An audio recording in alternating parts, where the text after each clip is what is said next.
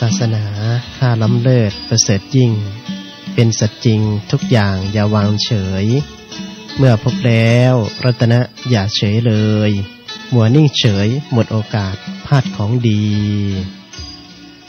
ขอน้อมกราบคารวะพระรัตนตรัยขอถวายความเคารพแด่พระเถรานุเถระทุกๆรูป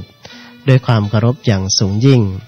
ขอความเจริญสุขสรมงคลความพระสุขเยือกเย็นแห่งจิตแห่งใจจงมีแก่สาธุชนคนดีทั้งหลายที่กำลังติดตามสดับรับฟังทางด้านของสถานีวิทยุพระพุทธศาสนาแห่งชาติและสังคมขึ้นเพื่อความมั่นคงแห่งพุทธศาสนา9335ที่ทำการออกอากาศอยู่ทางด้านของศูนย์ผลิตรายการอุทยานธรรมวังวิโมกข์บ้านคอนสวรรค์ตำบลไผ่อำเภอรัตนบุรีจังหวัดสุรินทร์อยู่ในขณะนี้ด้วยกันทุกคนทุกท่านพร้อมกับทางด้านของสถานีวิทยุเครือข่ายภาควิทยุพระพุทธศาสนาไม่ว่าจะเป็นที่ 104.50 เมกะเฮิรตซ์บ้านปะคูนวัดบ้านปะคูนตำบลโพนทรายอำเภอไม่ใช่ตำบลโพนทรายอำเภอโพนทรายจังหวัด101คนญาติคนโยมที่การติดตามสดับรับฟังอยู่ทางด้านของ101ศรีสะเกษยโสสุรินทร์ผ่านทางด้านของสถานีวัดบ้านปะคูนซึ่งก็เป็นสถานีที่เป็นแม่ข่ายในการถ่ายทอดสัญญาณเสียงจากศูนย์ผลิตรายการอุทยานธรรมวังวิโมกข์ที่แห่งนี้ในช่วงหลายๆรายการไม่ว่าจะโดยเฉพาะในภาคของตอนกลางคืนก็เป็นภาคของรายการเสียงธรรมจากวังวิโมกข์ตั้งแต่เวลา 22 นาฬิกาไปจนถึงเวลา 4-5 นาฬิกาเลยทีเดียวรวมกับรายการธรรมะใกล้รุ่งคนญาติคนโยมแล้วก็ทางด้านของ 104.50 เมกะเฮิรตซ์ทำการออกอากาศอยู่ที่วัดฝายหินขึ้นเพื่อการศึกษาศาสนาและวัฒนธรรมวัดฝายหินตำบลสุเทพอำเภอเมืองจังหวัดเชียงใหม่ได้รับความอนุเคราะห์ด้านของเวลาจากท่านพระครูสมุวิสุวัฒน์วรกิจโจรองเจ้าอาวาสรองผู้ช่วยเจ้าอาวาสวัดฝายหินก็ขออนุโมทนากับคนญาติคนโยมที่กำลังติดตามสดับรับฟังอยู่ในเขตจังหวัดเชียงใหม่แม่ริมแม่แตงทางด้านของเชียงรายบางส่วนและก็ทางด้านของดอยสะเก็ดทุกคนทุกท่านที่กำลังติดตามสดับรับฟังอยู่ในขณะนี้ด้วยกันทุกคนทุกท่านและก็ผู้ที่ติดตามสดับรับชมผ่านทางด้านของ Facebook ไลฟ์สดอยู่ในขณะนี้ด้วยที่ได้เข้ามาติดตามทางด้านของรายการธรรมะใกล้รุ่งสัญญาณเป็นอย่างไรก็แจ้งบอกกันได้ทางด้านของ Facebook ไลฟ์เพราะว่าที่ห้องส่งของเรานี่ก็มีปัญหาด้านของอุปกรณ์ยังไม่พร้อมยังไม่พร้อมนี่คือการถอดไปถอดมาบ้างเพราะว่าบางครั้งบางทีก็ไม่ค่อยได้ใช้เด็กเขาก็นำไปไลฟ์เล่นเขาบ้างไลฟ์สดเล่นเขาก็ถอดออกจากห้องทำงานไปบ้างออกจากแล้วก็ส่วนใหญ่ถ้าเป็นการไลฟ์สดผ่าน Facebook ก็จะไลฟ์สดผ่านห้องบันทึกเทปทางด้านของรายการเสียงธรรมที่ระดับสูงก็เลยไม่ได้ติดตั้งไว้ในห้องส่งวิทยุเท่าไหร่ก็ตามมีตามได้ตามมีตามเกิดก็แล้วกันเนาะเพราะว่าเป็นสถานีหรือว่าเป็นห้องส่งโกโรโกโสหรือว่าเป็นห้องส่งทางด้านของวัดที่ไม่มีต้นทุนไม่มีกำลังจะบอกว่าวัดพระจนก็ไม่รู้จะว่ายังไง เพราะว่าค่อนข้างที่จะรวยหนี้รวยสินอยู่ก็ไม่คิดว่าจะจนนะก็เพราะว่ายังรวยหนี้รวยสินอยู่อย่างน้อยก็มีความรวยอยู่ก็เลยไม่ได้บอกว่าเป็นวัดจนก็เป็นวัดมีกระตังอยู่เพราะว่ามีหนี้ คำว่ามีกระตังก็คือมีหนี้นั่นแหละเป็นหนี้เขาอยู่ก็เลยไม่ได้มีทุนที่จะได้ปรับปรุงทางด้านของห้องส่งให้ทันสมัยให้มีเทคโนโลยีที่จะมาพร้อมรองรับกับยุคสมัยของปัจจุบันซึ่งก็ได้รับการสนอกสนใจและก็เป็นอีกหนึ่งช่องทางของการเผยแพร่หรือว่าเผยแผ่พระพุทธศาสนาได้เป็นอย่างดีเลยนั่นก็คือทางด้านของFacebook Live ก็น่าอนุโมทนา กับทางด้านของมาร์ค ซักเคอร์เบิร์กที่ได้มีการสร้างFacebook ขึ้นมาตัวเขาเองก็ไม่คิดว่าจะเป็นช่องทางของการทำธุรกิจเท่าไหร่นักนะแต่ว่าเมื่อทำออกมาตอนแรกก็คิดว่าจะทำออกมาเล่นๆแต่เมื่อทำออกมาได้รับความนิยมแล้วก็กระจายอย่างรวดเร็วทำให้มาร์ค ซักเคอร์เบิร์กก็มองเห็นช่องทางแห่งธุรกิจร่วมหุ้นลงทุนกับหลายๆบริษัท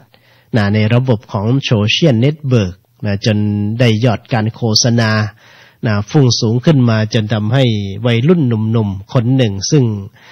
มองไม่เห็นอนาคตเท่าไหร่นั้นหรอกกลับกลายพลิกผันชีวิตขึ้นมาเป็นระดับมหาเศรษฐี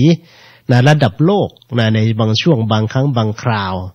นั่นก็ถือว่าเป็นความประสบผลสำเร็จด้านของชีวิตแต่ว่าด้านที่น่าอนุโมทนาก็คือการพัฒนาไม่ว่าจะเป็นเราโปรแกรมเมอร์ที่ได้มีการพัฒนาทางด้านของเทคโนโลยีทางด้านของโปรแกรมทำให้เกิดการสื่อสาร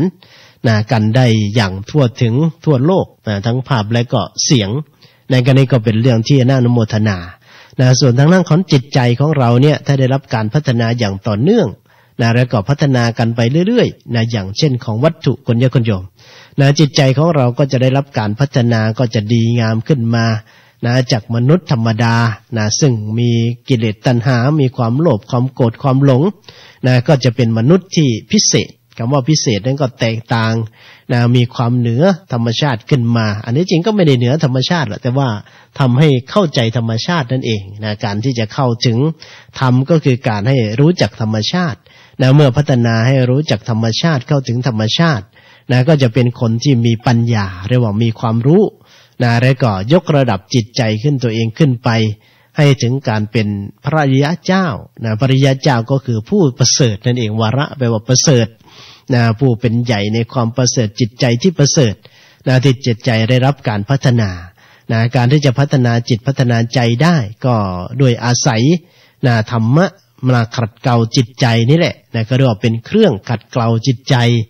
ธรรมะของพระพุทธเจ้านี่เป็นเครื่องขัดเกลาจิตใจธรรมวินัยเนี่ยเป็นเครื่องขัดเกลาจิตใจให้มันสูงขึ้นมาส่วนทางด้านของเทคโนโลยีเขาก็อาศัยทางด้านของการวิวัฒนาการทางด้านของการคิดค้นหน่วยความจำคิดค้นเทคโนโลยีใช้สารใช้เคมีใช้วัตถุมาเป็นการขัดเกลาทางด้านของเทคโนโลยีให้มันมีความทันสมัยให้มีประสิทธิภาพเรียกว่าลดขนาดแต่ขยายประสิทธิภาพเพิ่มขึ้นอย่างเช่นหน่วยความจำแต่ก่อนนี้ถือไปเบลอบ้าฮาร์ดดิสก์ตัวใหญ่ๆเดี๋ยวนี้ก็เมมโมรีตัวเล็กๆก็สามารถที่จะบรรจุความจำได้ไม่รู้กี่กิกะไบต์นั่นก็เป็นความพัฒนาที่ทันสมัยทางด้านของเทคโนโลยีแต่ทางด้านของจิตใจของเราถ้าพัฒนาไปด้วยมันก็จะไปซัพพอร์ตซึ่งกันและกันอะไรเนาะซัพพอร์ต ก็จะเข้าไปได้เรียกว่าไปได้ด้วยกันได้กับเทคโนโลยีก็คือสามารถใช้เทคโนโลยีให้เกิดประโยชน์สูงสุดได้ไม่ใช่ใช้เทคโนโลยีไปในทางที่มันเสื่อมเสียหายทำลายอนาคตทำลายชีวิตของตนเองอย่างเช่นบางครั้งบางทีก็ไลฟ์สดผูกคอตายบ้างไร้สดกระโดดน้ำตายบ้างตัวนี้ก็เป็นไปเพื่อที่ว่าจิตใจพัฒนาไปไม่ทันทางด้านของวัตถุก็เลยโดนวัตถุทำร้ายทำให้เกิดอันตรายถึงชีวิตได้เช่นเดียวกันเพราะฉะนั้นภัยแห่งเทคโนโลยีก็มีคุณแห่งเทคโนโลยีก็มีส่วนธรรมะเนี่ยไม่มีภัยยกเว้นคนนำไปใช้ที่ไม่เกิดประโยชน์ก็เรียกว่าก็อาจจะทำให้เกิดปัญหาขึ้นมาแต่ก็ไม่มีภัยนะคุณโยมธรรมะเนี่ยไม่ว่าจะนำไปพูดข่มขู่คนอื่นยกตนข่มท่านอะไรต่างๆขึ้นมาก็ตามก็จะเกิดผลเสียทางด้านของอุปนิสัย แต่อย่างน้อยก็ได้มีการรู้ธรรมรู้พยัญชนะถึงจะยังไม่เข้าถึงทางด้านของอัฏฐะหรือว่าสภาวะธรรมก็ตามแต่อย่างน้อยๆก็ยังได้เรียนได้รู้ได้ไปพูดให้คนนั้นคนนี้ฟังก็ยังถือว่าเป็นการดีเปรียบเสมือนการถือตะเกียงหรือว่าถือสปอตไลท์ส่องทางให้บุคคลอื่นก็ไม่ไร้ประโยชน์โดยทีเดียว นะก็ถือว่าไม่ไร้ประโยชน์โดยทีเดียวแล้ววันนี้นะรายการธรรมะใกล้รุ่งของเราก็ได้มาพบเจอกันอีกครั้งคุณโยมในช่วงของตอนเช้านะซึ่งก็เป็นช่วงเวลาดี 4 นาฬิกาถึง 5 นาฬิกานะเวลาดีของอาตมานะแต่ไม่รู้ว่าจะเป็นเวลาดีของโยมหรือเปล่านะโยมตื่นแต่ดึกลุกแต่เช้ากันหรือไม่นะไม่รู้ว่าติดตามสดับรับฟังนะกันอยู่หรือเปล่าตัวนี้นี่ก็นะเอาไว้ในช่วงท้ายๆรายการนะเมื่อวานนี่ก็พูดไปพูดมามองดูนาฬิกาก็ปรากฏว่าหมดเวลากันไปเสียแล้วนะหมดเวลากันไปเสียแล้วอย่างไรก็ตามนะคนญาติโยมนะที่ติดตามสดับรับฟังกันอยู่นะก็ติดตามสดับรับฟังกันไปเรื่อยๆก็แล้วกันนะบางวันก็ได้เข้ามาสู่ภาคของการทำรายการนะสดๆนะที่ตรงนี้นะทั้งทางด้านของ Facebook ต้องขออภัยนะวันนี้ที่ต้องทั้งห่มผ้าทั้งคลุมศีรษะนะเพราะว่าอย่างที่รู้กันคุณโยมอากาศมีการเปลี่ยนแปลงอุณหภูมิเริ่มลดลงมีความหนาวและก็ค่อนข้างที่จะหนาวมาก สาธุอนุโมทนาตื่นดึกลุกเช้ามาใช้โซเชียลอย่างเกิดประโยชน์เรียกว่ามารับสิ่งที่เป็นมงคลเอตัมมังคารุตมังนะการฟังธรรมตามการเนี่ยกาเลนะธรรมสวนังเอตัมมังคารุตมังทางด้านของ Facebook ไลฟ์คุณทินก็อนุโมทนาด้วยก็แล้วกันและก็ทุกๆคนทุกท่านบางครั้งบางทีไม่มีเวลามาติดตามในช่วงของไลฟ์สดก็ติดตามย้อนหลังกันมาอนุโมทนาสาธุนิดๆหน่อยๆเข้ามาฟังเข้ามาเห็นก็เรียกว่าได้เห็นก็เป็นบุญตาได้เจรจาอนุโมทนาสาธุก็เป็นบุญปากถ้าได้อุปถัมภ์อุปถากร่วมกิจกรรมกันก็จะเป็นบุญจิตบุญใจเข้าไปด้วยนะคุณ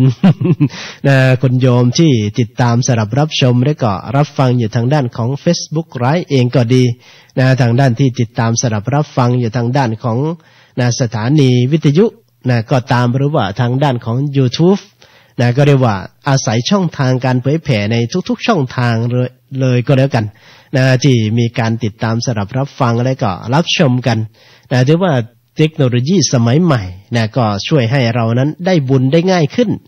ในสมัยแต่ก่อนกันจะได้เห็นพระเห็นพระ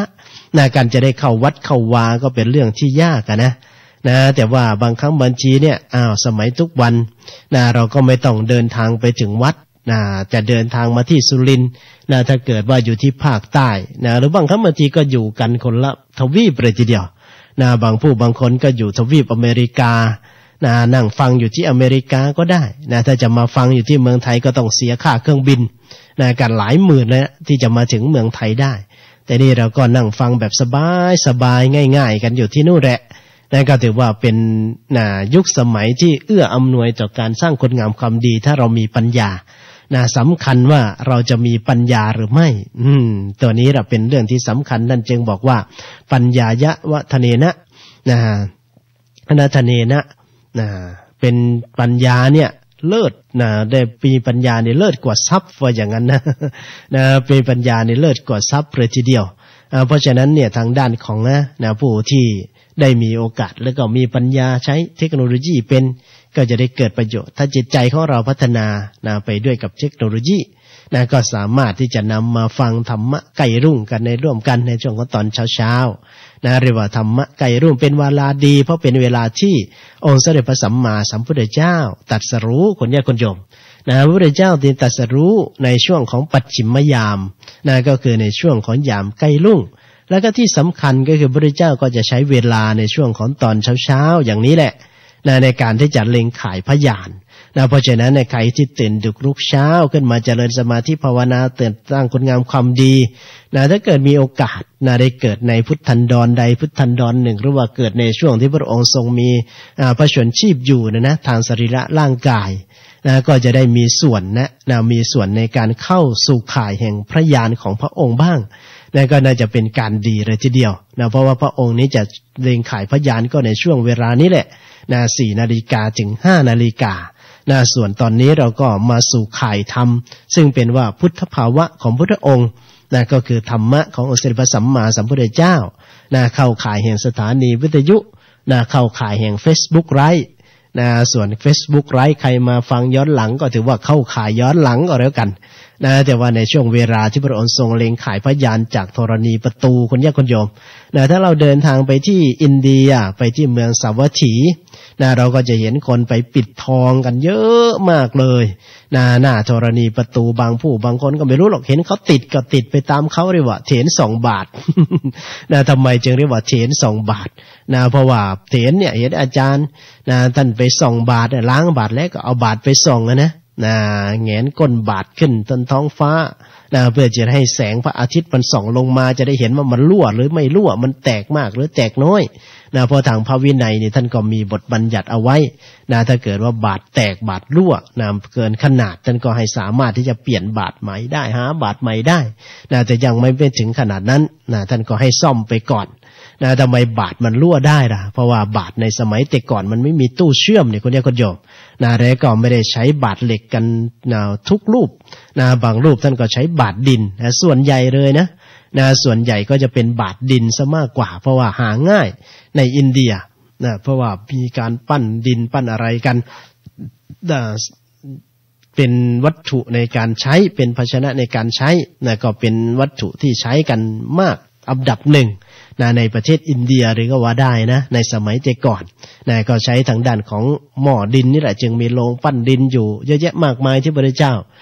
กล่าวถึงทางด้านของพระไตรปิฎกหรือว่าในพระสูตรในพระวินัยเราก็จะเห็นพระพุทธเจ้าในกล่าวถึงเรื่องของโรงปั้นหม้อแม้แต่ทางด้านของการเดินทางจาริกไปนู่นมานี่บางครั้งบางทีพระพุทธเจ้าก็ไปขออาศัยอยู่ในโรงปั้นหม้อของชาวไร่ชาวนาหรือว่าของชาวบ้านทั่วไปนี่แหละที่มีโรงปั้นหม้อนั่นก็ถือว่าเป็นภาชนะซึ่งมาใช้เป็นบาทคนโยมบาทนี่ก็ไม่ใช่กำหนดลักษณะหรือว่าพัสดุเหมือนกับที่เราเห็นในประเทศไทยซึ่งเป็นบาทของคนยุคสมัยใหม่ เรียกว่าเป็นยุคสมัยของเทคโนโลยีก็เลยใช้บาทสแตนเลสกันไปเลยเนี่ยไม่มีในทางด้านของพระวินัยบัญญัติหรือว่าทางพระพุทธเจ้าก็ไม่ได้ห้ามเอาไว้แต่ว่าก็ไม่ได้กล่าวถึงในเรื่องของบาทสแตนเลสเพราะว่าในยุคนั้นสมัยนั้นมันไม่มีก็ห้ามเอาไว้เพียงว่าเอาไม่ให้เอากะโหลกเพราะว่านักบวชบางยุคบางสมัยหรือว่านักบวชบางนิกายบางลัทธิบางเหล่าท่านก็เอาหัวกะโหลกเนี่ยมาทำบาตรพระในสมัยนั้นก็เอาเห็นทางด้านของรูปแบบของนักบวชที่บวชในลัทธิอื่นนิกายอื่นมาก่อนก็เคยใช้หัวกะโหลกเป็นที่ขอภิกขาจารย์ก็เลยเอามาใช้บ้างแต่ว่าเมื่อคนเขาจะใส่ก็เกิดความผะอืดผะอมบางคนก็วิ่งหนีนะเห็นเป็นการถือหัวกะโหลกมานี่ก็ไม่รู้จะยังไงเลยนะจะใส่บาตรหรือว่าจะวิ่งหนีดีคิดไม่ถูกบางคนบางครั้งก็เกิดความรังเกียจอยากจะคิดว่าเป็นสิ่งที่สกปรกส่วนใหญ่และก่อนหนึ่งก็สกปรก2 ก็สกปรกเนี่ยอินเดียก็คงจะไม่ถือกันเท่าไหร่นักหรอกแต่ว่าน่าจะถือไปทางด้านของวัฒนธรรมน่าจะถือไปทางด้านของว่า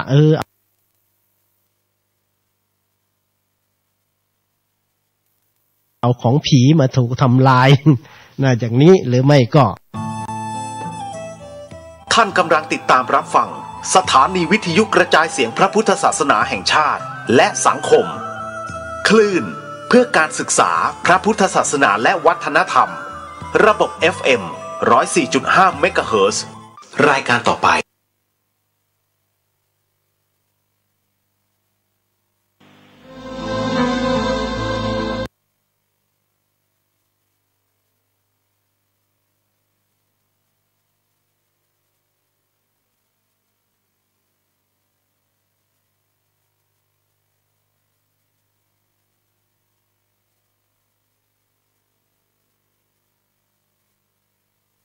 นี่ก็เป็นทางด้านของการได้เล็งขายพยานในช่วงของตอนเช้า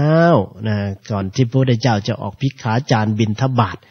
เพื่อที่จะไปโปรดเวนยสัตว์ซึ่งเข้าข่ายของพระองค์นั่นจึงมีสำนวนว่าไปโปรดสัตว์แต่ว่าผู้ที่ไม่ได้สามารถเล็งขายพยานได้เหมือนกับเราท่านในสมัยยุคปัจจุบันก็ถือว่าไปให้สัตว์เขาโปรดตัวนี้สัตว์นี่ก็คือผู้ที่คล้องแวะอยู่ในวัฏสงสารนั่นแหละคนโยม บุคคลใดที่ยังคล่องแวะอยู่ในวัฏสงสารมีการเวียนว่ายตายเกิดอยู่พระองค์ก็ทรงได้ใช้คำว่าสัตวะหรือว่าสัตว์เรียกรวมๆกันไปไม่ว่าจะเป็นมดตัวแดงแมงตัวน้อยพวกเราเองก็เวียนว่ายตายเกิดอยู่ในวัฏสงสารพระนิพพานยังไม่เจอเช่นเดียวกันก็เลยได้ชื่อว่าเป็นสัตว์เหมือนกันเป็นผู้ที่คล่องแวะอยู่เพราะฉะนั้นเนี่ยพระเราที่ออกไปก็ถือว่าไปให้โยมโปรดก็ได้กัน ไม่ใช่ไปโปรดโยมนะถ้าไปโปรดโยมก็ต้องไปเทศไปแสดงธรรมให้เขาได้บรรลุธรรมแต่ว่าต่างคนต่างโปรดซึ่งกันและกันก็ได้กันโยมมาทำบุญใส่บาตรก็ถือว่าได้บุญเรียกว่าเอาบุญไปให้โยมโดยปกติแล้วออกไปก็โยมใส่บาตรโยมก็ได้บุญแต่พระไม่ออกไปโยมก็จะไม่ได้บุญนี่เรียกว่าเอาบุญไปส่งโยมแต่ว่ามีโยมคนไหนจะมีบุญที่จะเอาบุญมีปัญญาพอที่จะเอาบุญได้เหมือนกับในช่วงเวลานี้แหละใครจะมีปัญญามาใช้ Facebook ให้มันเกิดบุญบ้างแล้วก็ทางด้านของผู้ที่ฟังทางด้านของวิทยุใครจะตื่นมาเอาบุญบ้างตัวนี้เนี่ยถ้าตื่นมาแล้วก็มาเปิดฟังธรรมะในช่วงของตอนเช้าส่วนทางด้านของเพลงทางด้านของอะไรก็รอไปฟังกันในช่วงของตอนกลางวันตอนสายตอนบ่ายก็สั่งสถานีไหนก็ได้สถานีไหนก็มีแต่ว่าธรรมะเนี่ยเป็นเรื่องที่มีโอกาสที่จะได้สดับรับฟังกันได้ยากหรือว่าการได้ตื่นมาเช้าก็เอาสิ่งที่เป็นมงคลกันซะก่อนถือว่าเป็นการแห่งการฟังธรรมนะทางด้านของ 4 นาฬิกาถึง 5 นาฬิกาเนี่ยกาเลนะธรรมสวนังเอตัมมังคารุตมังเนี่ยก็ไม่ต้องไปหาสิ่งที่เป็นมงคลแล้วได้สิ่งที่เป็นมงคลตั้งแต่เช้ามงคลใน38ประการนี่เป็นมงคลของแท้ของพระพุทธเจ้าส่วนวัตถุที่เรานำมาแขวนนำมาห้อยนำมาใช้ว่าเป็นวัตถุมงคลเหล่านั้นเนี่ยอาจจะไม่เป็นมงคลอันสูงสุดเหมือนกับของพระพุทธเจ้ามันก็เป็นมงคลอยู่เป็นมงคลได้ในระดับหนึ่งในระดับของความสบายจิตสบายใจพระพุทธเจ้าก็ไม่ได้ปฏิเสธไม่ได้บอกว่าอันนั้นมันไม่เป็นแต่ว่าพระพุทธเจ้าบอกว่าอันไหนมันเป็นมงคลสูงสุดพระพุทธเจ้าก็ไล่มาทั้ง38ประการในคนนี้ก็โยมที่มันเป็นมงคลสูงสุดเรื่องนี้ก็เกิดอยู่ที่เมืองสาวัตถีเช่นเดียวกันเมื่อวานนี้ก็เล่าเหตุการณ์ที่เกิดอยู่ที่เมืองสาวัตถีก็ยังไม่จบก็คือเล่าถึงประวัติแห่งองค์สมเด็จพระสัมมาสัมพุทธเจ้าพระโพธิสัตว์ของเราเพราะว่าได้ยกหัวข้อขึ้นมาพูดตั้งแต่ในการได้เริ่มดำเนินรายการในเรื่องของรายการธรรมะใกล้ลุ่งมาเป็นระยะเวลาหลายวันตั้งแต่ปี60ยันมาปี61ในเรื่องของการเกิดขึ้นของพระพุทธเจ้าที่ว่าพุทธุปาโทตุรโพโรกัสสมิงในการอุบัติขึ้นของพระพุทธเจ้าในโลกนี้เป็นเรื่องยากจึงเป็นเรื่องที่พวกเราท่านทั้งหลายควรที่จะได้มาศึกษาเพื่อเสริมสร้างศรัทธาปัญญาให้แกร่งกล้าได้รู้ว่าเขาได้เข้าใจในความเป็นมาของสมเด็จพระสัมมาสัมพุทธเจ้าก็จะได้เพิ่มพูนเพิ่มศรัทธาขึ้นมาในพุทธคตโพธิศรัทธาศรัทธาที่มั่นคงดำรงอย่างไม่งอนแง่นขอนแคนนี่แหละเป็นศรัทธาที่เรียกว่าเป็นพระศรัทธาเป็นกำลังที่จะนำไปสู่ความพ้นทุกข์คนยากคนโยมเมื่อมีความเชื่อได้มีรู้จักพระพุทธเจ้าก็เราก็จะได้มีความเชื่อในพระธรรมของพระองค์ว่าพระองค์ได้บำเพ็ญพุทธบารมีมาถึงขนาดนี้จึงได้บรรลุเป็นอรหันตสัมมาสัมพุทธเจ้าได้พวกเรานี้มีบุญเหลือเกินได้เกิดมาพบพุทธสภาวะหรือว่าพุทธภาวะของพระองค์ถึงจะไม่ได้เกิดทันในช่วงที่พระองค์ทรงมีพระชนชีพอยู่ก็ตามแต่พุทธภาวะของพระองค์ก็ยังทรงเหลืออยู่โบราณท่านก็พูดไว้ดีท่านพูดเป็นสำนวนโบราณอีสานเอาไว้บอกว่าเลือหักลอยเป็นแล้วคอนให้ยั่งคางทาไฟให้ไหมปลาแล้วดอนเนื้อหาดยั่งเพิ่นว่า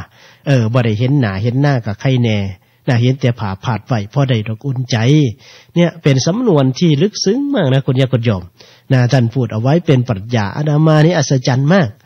ทางด้านของภาษาหรือว่าทางด้านของปรัชญาอีสานบ้านเรานี่นะทางด้านของอีสานบ้านเรานี่มันกินใจเหลือเกินพูดออกมาแต่ละคำแต่ละอย่างเนี่ย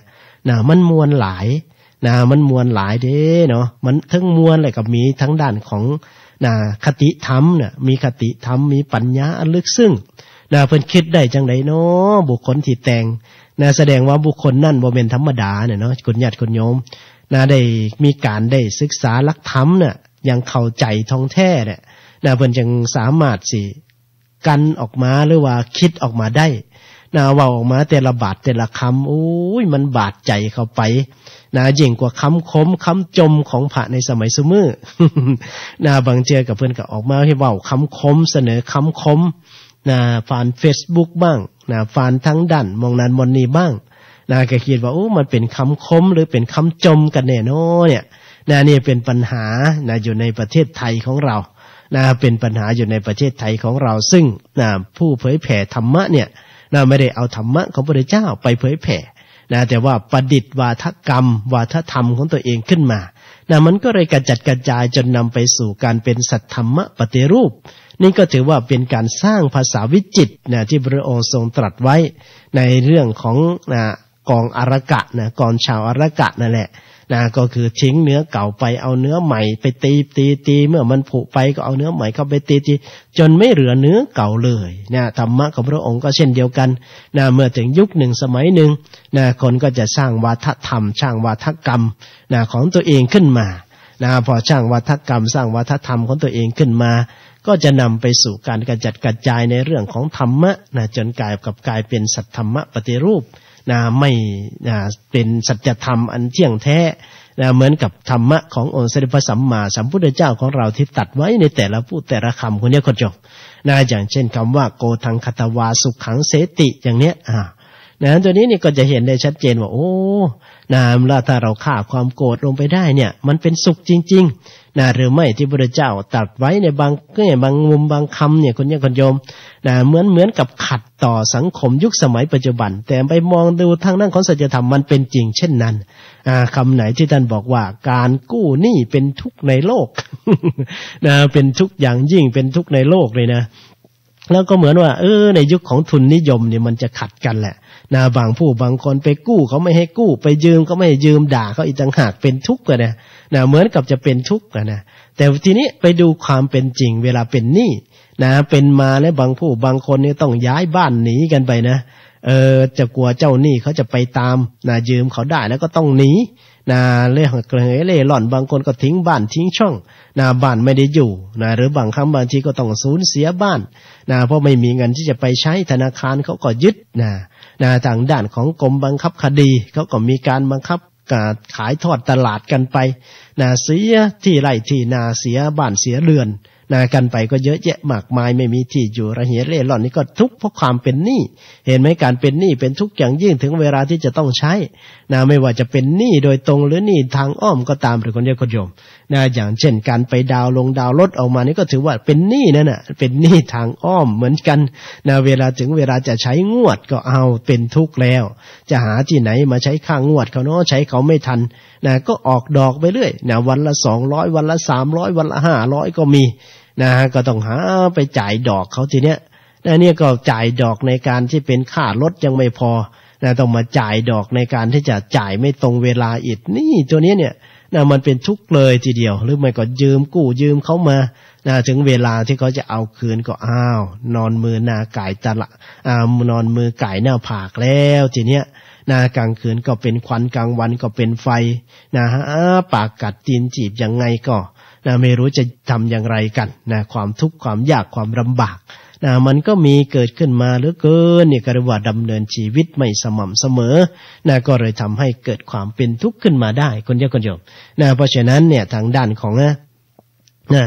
การได้กู้หนี้ยืมสินมาจึงเป็นเรื่องที่ความทุกข์เนี่ยนะพระพุทธเจ้าก็ตรัสเอาไว้เนี่ยมันเป็นสัจธรรมเป็นความจริงแท้ๆนี่นะคนโยมนะเราก็ควรจะนำไปเผยแพร่กันนะเผยมันจะไม่ดังก็ช่างมันนะการบุคคลที่นำธรรมะของพระพุทธเจ้านะเอาทางด้านของ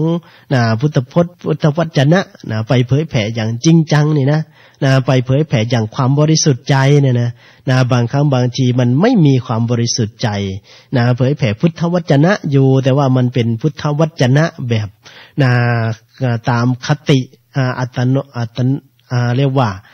เอาอัตตาเข้าไปเอาตัวตนเข้าไปแฝงอยู่ในตรงนั้นด้วย แฝงอยู่ในตรงนั้นด้วยตีความแบบมาเข้าข้างตนเองหรือว่าตีความพระธรรมะของพระพุทธเจ้าแบบเสียหายกันเนี่ยแทนที่จะมีความบริสุทธิ์เผยแพร่ไปโดยที่ไม่ได้หวังว่าจะเอาธรรมะของพระพุทธเจ้าไปสร้างกระแส สร้างชื่อเสียงความโด่งความดังขึ้นมาเพราะฉะนั้นจึงเกิดปัญหาถ้าไปใช้อย่างนั้นแต่ถ้าใช้เพื่อที่จะนำความเผยแผ่ให้ธรรมะของพระพุทธเจ้าเกิดการแพร่หลายอย่างแท้จริงเนี่ยมันถึงมันจะไม่ดังโป่งดังป้างเหมือนกับเขาเราก็มีความภาคภูมิใจว่าได้ไม่ได้โกหกโยมนะอย่างน้อยๆที่จะไม่ได้เป็นพระอรหันต์แต่ก็เอาธรรมะของพระอรหันต์ออกมาสอนออกมาพูดออกมากล่าวโยมก็ไม่เสียประโยชน์เพราะโยมได้ฟังพระธรรมะของพระอรหันต์และก็ไม่ใช่พระอรหันต์ธรรมดาเป็นซุปเปอร์อรหันต์เป็นพระพุทธเจ้าระดับพระพุทธเจ้าธรรมะของพระพุทธเจ้าเมื่อโยมได้ฟังเราก็มั่นใจในการเผยแผ่และถึงเราจะไม่ได้เป็นพระอรหันต์แต่เราก็ได้นำธรรมของพระพุทธเจ้าเนี่ยออกมาเผยแผ่ให้ญาติโยมได้รับฟังกันและก็เป็นธรรมที่พระองค์ทรงสอนคนและก็ได้บรรลุเป็นโสดาบันเป็นอนาคามีเป็นสกิทาคามีกันมาเยอะแยะมากมายเป็นพระอรหันต์เยอะแยะมากมายมาแล้วจึงเป็นเรื่องที่มั่นใจแม้แต่ทางด้านพระพุทธเจ้าตรัสในวันแรกก็มีผู้ที่ได้บรรลุธรรมแล้วก็คืออัญญาโกฏัญญะเป็นผู้รู้อัญญาวัตสิโกฏัญโยเห็นไหมรู้แล้วหนอพุทธอัญญาโกฏัญญะรู้แล้วทางด้านของอีสานบ้านเราหรือทางด้านของฝั่งของไปทางนู้นฝั่งราวหลวงพระบางเบี้ยงจันทร์ไปทางพุ่นเพิ่นจังเอิ้นครูบาอาจารย์เพิ่นว่าอัญญาอัญญาไอ้อัญญานี่ญาคู่ก็ดีอัญญาก็ดีเพิ่นก็เอามาจากอัญญาโกฏัญญะนี่แหละแปลว่าเป็นผู้รู้วัสสิโกฏัญโยนั่นก็เป็นทางด้านที่นำมาเรียกพระกันไปอีกว่าโอ้เป็นผู้รู้แล้วเมื่อบวชเข้ามาแต่พระบวชเข้ามารู้แล้วหรือยังบางครั้งบางทีก็ไม่รู้เอาทำที่ไหนมาสอนญาติสอนโยมมาบอกญาติบอกโยมมีการสะเดาะเคราะห์ต่อชะตากันไปอีกถ้าเกิดเรามันสะเดาะกันได้คนญาติคนโยมพระพุทธเจ้าท่านก็คงสะเดาะให้เราตั้งแต่เรายังไม่เกิดด้วยแหละรู้ว่าตั้งแต่เราเกิดเจอพระพุทธเจ้าองค์ใดองค์หนึ่งมาแล้วล่ะเราจึงได้สะสมบุญญากตาธิการจึงได้เกิดมาในพุทธันดรใดพุทธันดรหนึ่งของพระพุทธเจ้าได้มามีความเลื่อมใสในธรรมมีศรัทธาในระดับหนึ่งก็คงจะได้สะสมบุญกันมาบ้างในพระพุทธเจ้าองค์ใดองค์หนึ่งเหมือนกับไม่ว่าจะเป็นพระพุทธเจ้าของเราไม่ว่าจะเป็นพระสาวกหลายรูปท่านก็เคยเกิดทันยุคสมัยของพระพุทธเจ้าวิปัสสีพระบางรูปนี้ก็ทำบุญไม่ได้มากหรอกแต่ว่าทำบุญกับปฏิฆาหกที่ดีไปถวายแค่เตียงเที่ยต่างท่านก็มีความมีสุขอยู่ในบุญมาไม่ใช่น้อยๆเลยทีเดียวจนเป็นปัจจัยให้เข้าสู่พระนิพพานในภพชาติปัจจุบันที่เกิดมาทันองค์สมเด็จพระสัมมาสัมพุทธเจ้าในพุทธโคดมนี่เนี่ยก็เป็นเหตุเป็นปัจจัยเพราะฉะนั้นเราก็ควรจะได้เกิดทันพระพุทธเจ้าองค์ใดองค์หนึ่งได้สะสมบุญกันมาแล้วเพียงแต่ว่าเราบุญจากตาธิการเรายังไม่พอก็เลยได้ไม่บรรลุเป็นพระอรหันต์เท่านั้นเองเพราะฉะนั้นเนี่ยทางด้านของการที่จะอย่างลากฝังลึกลงในพระสัจธรรมเราก็ควรที่จะก้าวไปในพระสัจธรรมของพระองค์แต่ไม่รู้ว่าบางรูปบางองค์ก็ไม่รู้เอาธรรมะหรือว่าเอาอะไรมาสอนกันในเรื่องของการสะเดาะเคราะห์ต่อชะตาถ้าพระพุทธเจ้าท่านสะเดาะได้ท่านก็ควรจะสะเดาะเคราะห์ให้กับชาวกรุงกบิลพัสซึ่งเป็นพระประยุรญาติในสมัยที่พระองค์เนี่ยไปทรงห้ามหรือว่าไปทรงเป็นเรียกว่าไม่ได้ห้ามหรอกแต่ว่าไปส่งเคราะห์ญาติโดยการไปขวางทางกองทัพของวิทูธพะที่จะยกทัพจากสาวัตถีไปตีกรุงกบิลพัสในสมัยนั้นทั้ง 2-3 ครั้งคนญาติคนโยมเมื่อพระเจ้าได้อนุเคราะห์ถึงที่สุดแล้วก็คือ3 ครั้งแล้ววิทูธพะก็ยังจะยกทัพไปอีกในครั้งที่3ก็เลยไม่ได้ไปขวางทางเอาไว้หรือว่าไม่ไปทรงทำนิมิตให้วิทูธพะได้รู้ก็ปล่อยเป็นในเรื่องของกรรมก็ไม่สามารถที่จะสะเดาะเคราะห์ให้ใครได้ถ้าพระพุทธเจ้าสะเดาะได้ก็คงจะสะเดาะให้พระประยุรญาติของท่านนี่แหละหรือไม่ก็ท่านพระเทวทัตซึ่งก็เป็นน้องของยโสธราพิมพาก็เป็นพระประยุรญาติเชื้อสายพระประยุรญาติกันทั้งนั้นแหละไม่ว่าจะเป็นพระเจ้าสุปาพุทธะซึ่งเป็นมีศักดิ์เป็นพ่อตาก็มีเป็นศักดิ์เป็นพระประยุรญาติเพราะว่าเป็นชาวเทวทหนครระหว่างเทวทหนครกับกบิลพัสเนี่ยก็ล้วนแต่เป็นพญาติเชื้อสายกันเพราะว่าชาวกรุงกบิลพัสเองก็ดีเทวทหนครเองก็ดีเนี่ยเป็นเชื้อสายที่ค่อนข้างจะนับถือหรือว่ามีอัตตาสูงพอสมควรไม่ยอมรับทางด้านของวงอื่นตระกูลอื่นเท่าไหร่นักก็จะมีการแต่งงานซึ่งกันและกันเพราะฉะนั้นเนี่ย ก็เลยได้เป็นการสืบทอดนะจนในที่สุดเนี่ยโดยการถือมานะทิฏฐินะอัตตาตัวตนมากถึงขนาดนั้นจึงมีการย้อมนะเรียกว่าย้อมแมวแต่นี่ไม่ได้ย้อมแมวหรือย้อมคนนะเอาลูกทาสีเอาลูกคนใช้นะส่งให้พระเจ้าเถนะโกศลนะกลัวว่าทางด้านของศักดิ์ศรีตระกูลนะฝ่ายสักยะบุตรของตนเองหรือว่าฝ่ายสักยะนะของตนเองเนี่ยนะจะได้เรียกว่านะ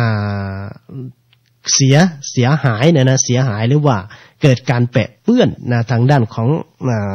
เสื้อสายทางด้านของวงตระกูลทางด้านของศักดินาว่าอย่างนั้นนะทางด้านของศักดินานี่ก็เป็นเหตุเป็นปัจจัยและทำให้วิทุทพะต้องยกทัพมาแต่พระเจ้าก็ไม่สามารถที่จะสะเดาะเคราะห์ให้พระประยูรญาติเหล่านั้นได้เห็นไหมเนี่ยก็เป็นทางด้านของเรื่องของการสะเดาะเคราะห์เรื่องของคาถาโพธิบาทที่นำมาสวดกันสัพพทุกข์สัพพโศกสัพพโลกสัพพภัยบางที่บางแห่งก็ไม่รู้ค้นมาจากไหนบาลีสำนักใดเนาะวันจันทร์รัศมิงพระพุทธกุนังวันอังคารรัศมิงพระพุทธคูนัง เอากำแพงทั้ง10 ทิศมาสถิตเป็นกำแพงป้องกันรอบขอบทั่วอนัตตาอาดามาแล้วก็งึดหลาย งึดหลายเด้คนญาติคนโยมนะไอ้ที่มันมีอยู่เนี่ยเอาถ้าไม่รู้จะสวดบทอะไรก็ไอติปิโสไปเลยนะพุทธคุณธรรมคุณนะมันจะเป็นบุญมากกว่านะนั่นแหละตัวพาโยมสะเดาะเคราะห์กันจริงๆนะเอาบุญมันเพิ่มขึ้นเพื่อให้บาปมันลดลงสวดพุทธคุณธรรมคุณเป็นการสรรเสริญพระพุทธเจ้าอย่าว่าแต่การกล่าวสรรเสริญเลยแค่ระลึกนึกถึงคุณของท่านเนี่ยทางด้านของนายตุ้มหูเกี้ยงก็ยังได้ไปอยู่สวรรค์เลยนะได้ไปขึ้นบนสวรรค์เลยแค่ได้เห็นพระพุทธเจ้าแล้วนึกถึงพระพุทธเจ้าดังนั้นที่ไม่เคยได้ฟังธรรมพระพุทธเจ้าเลยจะมีจิตเลื่อมใสในความเป็นเรียกว่าอรหันตสัมมาสัมพุทธเจ้าของพระองค์ได้เห็นสัพพรังสีของพระองค์ทางด้านของนายตุ้มหูเกี้ยงเนี่ยนะซึ่งเป็นลูกเศรษฐีป่วยพ่อไม่ยอมรักษาด้วยความตนีเนี่ยก็ยังได้ไปเกิดบนสวงสวรรค์ได้โดยจิตอันเลื่อมใสนั่นแหละนี่เราได้สวดสรรเสริญจิตก็จะเป็นกิติถ้ารู้ความหมายรู้พุทธคุณทั้ง9รู้จักพระพุทธเจ้าอย่างแท้จริงว่ากว่าจะมาเป็นพุทธเจ้าได้ให้เราได้สรรเสริญองค์คุณทั้ง9ของท่านท่านได้มาอย่างไรเนี่ยก็ยิ่งจะมีความเลื่อมใสเกิดความปิติเข้าไปอีกถ้าเกิดว่ามันไม่สนุกมันไม่ไพเราะสนอหูหรือว่ามันไม่เพราะหรือว่ามันไม่สนุกไม่ม่วนไปด้วยกับการสวดเพราะว่า บทอิติปิโสมันก็คุ้นหูคุ้นชินกันไปแล้วก็อยากจะให้ได้ออกเสียงเพราะๆได้ก็เอาทานบารมีกันไปเลยก็ได้เป็นการกล่าวหรือว่าบารมี10ของพระองค์ที่บรรเพ็ญในแต่ละระดับจนได้เกิดเป็นบารมี30 ทัศที่สมบูรณ์ก็ว่ากันไปเป็นทานบารมีสัมปันโนทานะอุปปารามีสัมปันโนทานะปรมัตถปารามีสัมปันโนก็ว่ากันไปจะไปเอาวันจันทร์รัศมิงพระพุทธโคนังมาทำไมวันอังคารรัศมิงพระพุทธโคนังมาทำไมกำแพงแก้วทั้ง10 ทิศมาสถิตป้องกันล้อมรอบขอบทั่วอนัตตากันมาทำไมก็อนุโมทนาคุณโยมจิรดาเชิงหอมคุณครูผู้ใฝ่ธรรมก็ตื่นดุกรุกแต่เช้ามาเอามงคลด้วยกันเช่นเดียวกันเรียกว่ากาเรนะธรรมสวนังเอตัมมังคารุตตัมมังก็มาในช่วงที่พูดไปพูดมาก็ยังไม่ได้เข้าเรื่องต่อเนื่องจากเมื่อวานเลยคุณญาติคุณโยมได้พูดทิ้งท้ายเอาไว้หรือว่าพูดไว้ยังไม่จบทางด้านของเรื่องราวของเตมิยกุมารซึ่งเป็นพระชาติหนึ่งที่พระองค์ทรงบำเพ็ญและก็เป็นการบำเพ็ญเรื่องของเนกขมบารมีที่สมบูรณ์เพราะว่าบางครั้งบางทีในสมัยก่อนหมอลำท่านเอาไปเล่นหรือว่าพระบางรูปเอาไปเทศก็ยังบอกว่าเป็นพระพุทธองค์ทรงบำเพ็ญขันติบารมีว่าอย่างนั้นเป็นพระชาติที่บำเพ็ญขันติบารมีอันตัวนั้นเป็นการผิดพระพุทธเจ้า10 ชาติของพระองค์ที่ได้นำมาในแต่ละชาติแต่ละพระชาติที่พระองค์ทรงบำเพ็ญบารมีแต่ละอย่างครบสมบูรณ์เนี่ย นะฮะเตมิยะกุมารนี่แหละมีการเข้าใจผิดกันค่อนข้างที่จะยังเยอะอยู่พอสมควรนะสำหรับผู้ที่ได้ยินเรื่องราวหรือว่าได้ฟังนะเฉพาะคร่าวๆแต่ไม่ได้ฟังจนจบนะหรือว่าพระบางรูปท่านก็ไม่ได้ศึกษาจนละเอียดนะว่าจนจบว่าเอาเนี่ยจริงๆแล้วนะท่านบำเพ็ญสมบูรณ์บริบูรณ์นี้ในเรื่องของเนกขมะบารมีนะเรื่องราวนี้นะเท้าความย้อนหลังกันกลับไปหน่อยนะพระเจ้าเนี่ยได้เหตุการณ์นี้เกิดขึ้นอยู่ที่เมืองสาวัตถีเกิดขึ้นอยู่ที่เมืองสาวัตถีในยุคนั้นสมัยนั้นพระพุทธองค์ก็ได้เห็นพระภิกษุกำลังนั่งสนทนาธรรมกันอยู่ก็เลยได้เข้าไปสอบถามเมื่อได้เข้าไปสอบถามก็เลยได้รู้เรื่องราวรู้ความว่าภิกษุนี้กำลังเล่าถึงพระองค์หรือว่าพูดถึงตัวพระองค์ในสมัยที่เป็นพระโพธิสัตว์เป็นทางด้านของสิทธัตถกุมารและก็สามารถที่จะสละราชสมบัติออกบวชได้พระองค์จึงบอกว่าไม่เป็นเรื่องน่าอัศจรรย์เลยเพราะว่าบารมีที่พระองค์ทรงบำเพ็ญเพียรมานั้นมันบริบูรณ์สมบูรณ์แล้วในเรื่องของเนกขมะบารมีเพราะว่ายังไงเนี่ยพระองค์เมื่อบารมีมันเต็มเปี่ยมยังไงพระองค์ก็ต้องออกบวชอยู่แล้วเหมือนกับผลไม้ที่มันสุกยังไงมันก็ร่วงก็หล่นมันไม่สามารถจะอยู่ได้ตัวนี้แหละเป็นสิ่งที่สำคัญคนยอมถ้าบารมีเราเต็มเปี่ยมบุญเราเพียงพอแล้วก็ไม่ต้องไปอ้อนวอนอะไรให้มันมากไม่ต้องไปอ้อนวอนไม่ต้องไปกล่าวขอมันก็เกิดขึ้นมันก็เกิดขึ้นอาตมาจึงบอกว่าโอ้เนี่ยนะเสียดายเนาะเราไม่ได้ศึกษาหลักธรรมอย่างเอาจริงเอาจังแล้วเราศึกษาให้มันถูกต้องทำให้มันถูกวิธีเราชาวพุทธของเรานี่ทำบุญก็มากมีศรัทธาก็เยอะแต่ว่าเราทำกันไม่ค่อยที่จะถูกบุญกันเท่าไหร่ก็วิ่งไปอ้อนวอนตรงนั้นวิ่งไปขอตรงนี้วิ่งไปทำตรงนั้นตรงนี้นกห้องบันไดว่านี่บาดีนกห้องบันไดว่าดีสนี่ห้องบันไดว่ามวนสักกระโดดโลดเต้นไปวาสิลุยเราก็เลยทำบุญกันไม่ถูกทางแล้วศรัทธาก็ไม่ถูกต้องศรัทธาไหลลงห่วยไหลลงนำป่าศรัทธาแลนเข้าป่าไปหาขุดต้นไม้บุญสิใดบนจันใดเนาะคุณญาติคุณโยมเอ้ยสร้างไม่ศึกษาให้มันเข้าจิตเข้าใจในหลักธรรมของพระองค์ท่านก็ได้บอกเอาไว้อยู่ว่าถ้าอยากจะได้อะไรที่สมปรารถนาแม้แต่เรื่องของหน้าตาสวดทรง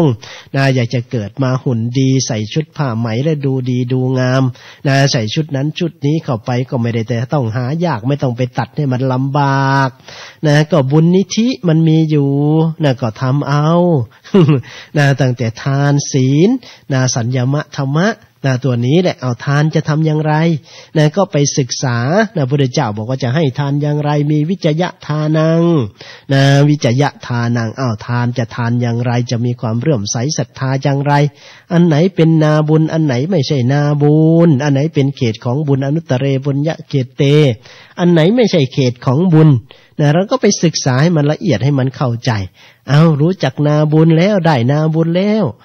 จะทำอย่างไรล่ะทีเนี้ย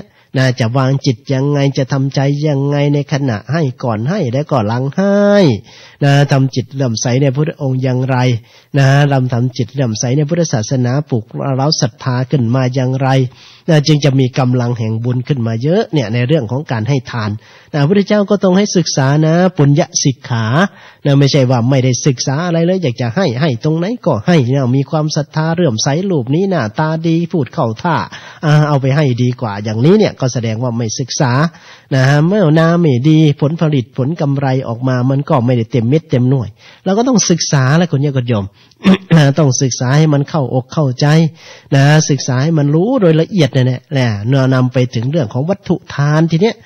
วัตถุที่จะนำไปให้ทานอาจจะว่าวัตถุบันไหนสมควรแก่สมณะบริโภคหรือไม่ตัวนี้จะให้ตอนไหนจะเอาไปให้เวลาใดน้ำปนะทางด้านของมันล่วงเลยเวลาไปแล้วข้าวความโภชนาหารจะให้เวลาไหนของขบเคี้ยวขบชั้นจะให้เวลาไหนสิ่งของเครื่องใช้จะเอาไปให้ท่านเนี่ยมีประโยชน์หรือไม่มีประโยชน์มีประโยชน์ต่อวัดวาอารามมีประโยชน์ต่อท่านหรือไม่แล้วก็มาดูที่ตัววัตถุแหละตัววัตถุนี่ก็เอามันเป็นอย่างไรทางด้านของตัววัตถุอนุโมทนากับทางด้านของคนโยมประนอมมนทาจันทร์นี่ก็เป็นทางด้านของเจ้าหน้าที่โรงพยาบาลขุนหารเป็นผู้สนใจใฝ่ในบุญใฝ่ในธรรมมาเอามงคลตั้งแต่เช้าด้วยกันเช่นเดียวกัน เช้าก็มากาเลนะธรรมสวนังเอตัมมังคารมุตตัมมัง นะกับช่วงของธรรมะไก่รุ่งนะเป็นช่วงที่พระพุทธเจ้าทรงตรัสรู้นะแล้วก็ไปศึกษาที่คนยอมวัตถุในเรื่องของวัตถุทานทีเนี้ยนะแล้วก็บางครั้งบางทีก็ทำทานแบบตันนีเหลือเกินนะเวลาทำทานนี่ตันนีแต่เวลาที่ทำบาปทำไมสปอร์ตเหลือเกินนะจ้างนกน้อยวิไลพรจ้างบัวฟันจ้างวงดนตรีเป็นหมื่นเป็นแสนสมัครจ้างได้นะแต่เวลาทำบุญทำทานนะสำนวนโบราณท่านบอกว่าทำบุญเพราะแอแยะบัดทำบาปเพราะอาญะ อะไรเนาะแอแยะอาญะนี่เนาะคำโบราณโบราณนี่มันจะเป็นคักจะเป็นแน่เพิ่นว่ามันจะเป็นกินใจหลายเนาะกินใจหลายนะฮะจะเป็นมันกินใจหลายเด้เนี่ยนะท่านจึงบอกว่าไม่รู้จักศาสนาเนี่ยก็เรียกว่าคนนับถือศาสนาแต่ไม่รู้จักศาสนานะจะรักษาศาสนาได้อย่างไรนะคำสอนของพระองค์มีอยู่แต่เราก็ไม่ได้ศึกษากันให้เข้าใจแล้วก็เลยทำกันไม่ถูกต้องนะเมื่อทำกันไม่ถูกต้องเอาทำบุญก็ไม่ถูกบุญก็ว่าบุญมันไม่มีบุญมันไม่เกิดนะว่าบุญมันไม่มีบุญมันไม่เกิดนะมันจะมีมันจะเกิดได้ขึ้นมาได้อย่างไรก็เราทำไม่ถูกแค่ในเรื่องของทานเนี่ยนะเราก็ทำบุญเนี่ยทำแบบตันนีเนี่ยนะจะบูยาสีฟันบางครั้งบางทีก็เอาสมัยตั้งแต่ยุคดึกดำบรรพ์รุ่นไดโนเสาร์เนี่ยกระบูกานกแก้วเนี่ยนะพระจะให้บังคับให้พระให้เนรใช้แต่สบู่กานกแก้วนะทางด้านของสิ่งของที่จะให้มาแปรงสีฟันก็แข็งแปรงไปก็เหงือกบาดก็มี จะได้บุญหรือจะได้บาปกันแน่เนาะทีนี้เนาะนั้นถ้าอยากจะได้บุญอันเลิศแล้วก็ต้องให้ทานที่มันเป็นเลิศนะพระพุทธเจ้าบอกว่าเวลาที่เราจะได้สิ่งของอะไรมันก็แปลกนะคนนี้ก็ยอมบางคนบางทีบางคนไปซื้อของขนาดไปซื้อโทรศัพท์ขนาดว่ายี่ห้อที่มันเด่นมันดังมีประสิทธิภาพมีคุณภาพ ที่การันตีได้อย่างiPhone ไปซื้อมาบางทีก็ยังมีปัญหาพวกเขาซื้อมาไม่เห็นมีปัญหาอะไรแต่ตนเองไปซื้อมากับมีปัญหาทำไมมันเป็นอย่างนั้นล่ะนี่แหละเขาเรียกว่ากรรมวิเตนะเวลาให้ทานก็ ให้เครื่องใช้ไม้สอยบางคนก็ได้อยู่ดีได้อยู่ดีนอนดีเพราะว่าบางครั้งมันที่ให้ทานก็ให้เยอะหรือว่าให้ดีตัวเองใช้เท่านี้ตัวเองใช้แอร์ยี่ห้อนี้แต่เวลาไปถวายครูบาอาจารย์ถวายพระสงฆ์องค์เจ้าให้ท่านได้เอาไว้ใช้งานหน้าร้อนต้องอาศัยแอร์คอนดิชันหน่อยตัวนี้ก็ไม่ได้พูดเอานะคุณโยมพูดเปรียบเทียบพูดเปรียบเทียบวัตถุอื่นก็ได้อย่างที่ดับที่นอนหรือว่าเครื่องใช้ไม้สอยที่เราเป็นเครื่องใช้ไม้สอยอุปโภคบริโภคเราใช้สบู่ยี่ห้อนี้ธรรมดาจะเวลานำไปถวายพระใช้ยี่ห้อนี้ดีไปเลยเป็นสบู่แล้วอย่างดีใช้ของที่มีพรีเมียมอะไรเรียกว่าใช้เกรดพรีเมียมไปถวายแก่สมณะสงฆ์องค์เจ้าเราใช้ผ้ายี่ห้อนี้แต่เวลาเอาผ้าไปถวายพระเล่นป่านสวิตไปซะเลย ตัวนี้นี่ก็พูดเปรียบเทียบให้ฟังเฉยๆนะคุณโยมไม่ได้ว่าพูดเอาแต่ว่าเราก็ทำตามกำลังของเรานั่นแหละแต่ให้มันประณีตให้เป็นของที่เกรดพรีเมียมถ้าปลาล้าปลาจ่อมก็ปรุงแต่งมาอย่างดีกินแล้วก็อร่อยนะเหมือนกับทางด้านของคุณโยมปรุงปลาล้าทรงเครื่องปรุงปลาจ่อมทรงเครื่องมาเขาถ่าดีเนาะก็อนุโมทนาด้วยก็แล้วกันก็พูดไปพูดมาก็เลยไม่ได้ต่อเรื่องของเมมิยะกุมารเลยแค่ในเรื่องบ่นให้โยมเนี่ยบ่นให้โยมว่าก่อนที่เราจะได้เกิดมาพระพุทธเจ้าได้พบธรรมพระพุทธเจ้าเราก็ยังทำกันไม่ถูกเลยนะเพราะเราไม่ได้ศึกษาผู้ที่เผยแพร่พระศาสนาก็สร้างแต่วาทธรรมสร้างแต่วาทกรรมคนตนเองขึ้นมาชักชวนญาติโยมทำบุญนั่นนู่นนั่นนี่ก็นู้น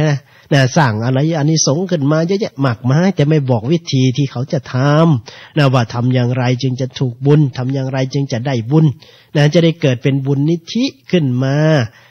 เป็นบุญที่ต่อเติมเสริมเต็มและสมความปรารถนาไม่แต่สวดทรงหน้าตาร่างกายก็ได้โดยบุญนิธิที่พระพุทธเจ้าตรัสเอาไว้นี่แหละทานศีลสัญญามะธรรมะแค่ทานเนี่ยถ้าเราศึกษาให้ละเอียดลงไปให้เขารู้เข้าใจในเรื่องของวิธีการให้ทานอย่างท่องแท้เลยนี่คนโยมนะมันก็จะได้ประโยชน์ได้ผลเลยในเวลาไปให้ทานเนี่ย นะก็จะได้อย่างโอ้เนี่ยให้ด้วยความนอบน้อมเลยทีเนี้ยเวลาให้ก็ต้องให้ด้วยความนอบน้อมนะสักกัดเรียกว่า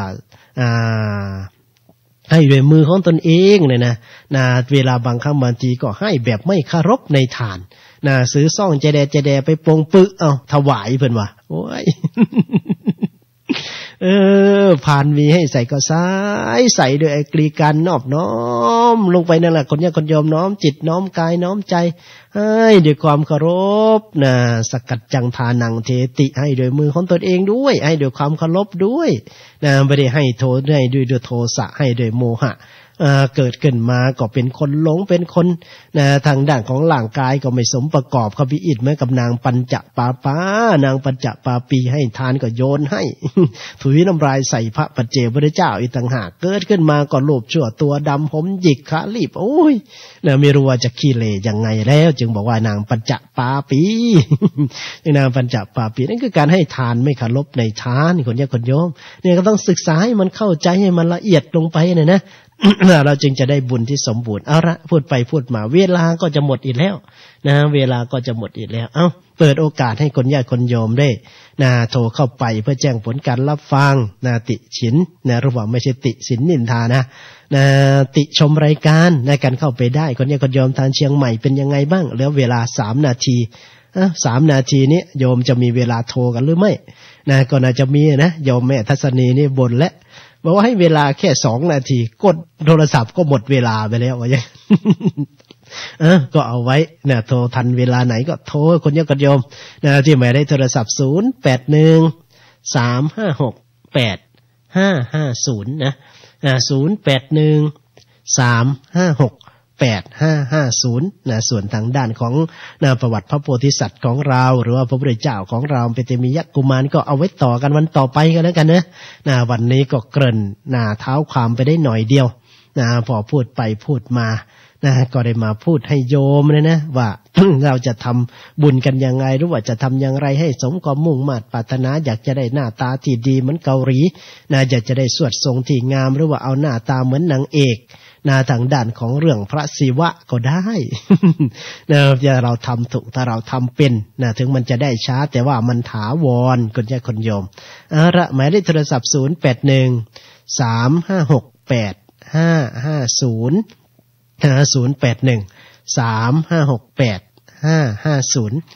ฟังอยู่ทางด้านของสถานีวิทยุบ้านปาคูนของเราก็ดีแม่วงเดือนทางด้านของกูกาสิงแม่วงเดือนทางด้านบ้านควายน้อยเป็นอย่างไรน้อฟังอยู่ฮือบอคนญาติคนโยมที่ฟังกันอยู่ทางสถานีหรือว่าที่ต่างๆก็โทรกันเข้าไปได้เจริญพรโทรจากไหนเนาะไผ่เนาะนี่รับฟังอยู่นี่เนาะพี่เลี้ยวทั้งอำเภอบ้านพนทองโอ้ยบ้านพนทองพนทรายเท่าจ้อยๆนั่นบ่เท่านั้นล่ะอนุโมทนาบุญเด้อเอาสาธุต้องขออภัยเพราะว่าด้วยความคุ้นเคยเป็นโยมแม่อุปถากนู้นตั้งแต่สมัยอยู่วัดป่าบ้านผือจนมาถึงยุคสมัยปัจจุบันก็ยังตามอุปถัมภ์อุปถากมาโดยตลอดคนโยมแม่สุบินแสงสักคู่เดี๋ยวเพิ่นเถาใหญ่จอย สมหุนเพิ่นนั่นแหละก็อนุโมทนากับบุญเนาะไม่ได้โทรศัพท์08135685500813568550ทางด้านของเชียงใหม่บางครั้งบางทีท่านก็บ่นเหมือนกันบอกว่าโทรไปอาจารย์ไม่เห็นรับว่าอย่างนั้นวัน2 วันนั้นวันก่อนนู้นก็จะโยมพอดีเปิดเทปไปเทศอยู่ที่บ้านปะคูนก็เลยไม่ได้รับสายโยมแต่ว่าตอนนี้ก็สามารถโทรเข้าไปได้ที่หมายเลขโทรศัพท์0813568550แต่เวลาหมดซะแล้วเอาไว้โทรวันหน้าวันต่อไปก็แล้วกันเนาะเวลาหมดเวลา 5 นาฬิกาพอดีวันนี้รายการธรรมะไกลลุ่งก็คงต้องอำลาพาจากญาติโยมไปด้วยเพียงเท่านี้คนเดียวคนโยมวันหน้าค่อยมาเจอกันใหม่เดี๋ยวรับสักหน่อยนึงสายนี้อีกครั้งหนึ่งก็แล้วกันเจริญพรว่าจังได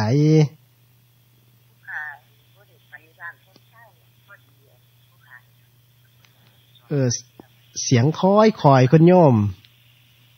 ค่ะเพิ่นฝากกันพระพุทธรูปน้อยๆ4มื้อขึ้นฟ้าแม่ค่ะแต่ว่าบ่ฮู้จักชื่อแม่ค่ะบ่ฮู้จักชื่อค่ะพระอาจารย์ฮู้จักบ่ค่ะควรแน่เอาบ่เห็นเนาะถ้าเห็นก็จังสิบอกได้เด้อโอ้ค่ะขอบคุณแม่บัวค่ะแม่บัวปทุมรัตน์ค่ะเอาจังได๋ก็ค่อยเอามาให้เบิ่งเด้อสาธุสาธุแม่บัวทางด้านของปฐมรัฐคนญาติโยมก็คงหมดเวลาหมดเอาไว้พบเจอกันใหม่ในวันพรุ่งนี้นะสำหรับวันนี้รายการธรรมะไกลรุ่งอาตมาภาพพระสอนเพชรจันทโชโตกัลยาณธรรมวังวิโมกข์บ้านขอนสวรรค์ตำบลไผ่อำเภอรัตนบุรีจังหวัดสุรินทร์ก็ต้องอำลาพาจากญาติโยมไว้เพียงเท่านี้ขอความสุขสวัสดีจงมีแก่ท่านผู้ฟังทุกคนทุกท่านเทินเจริญพร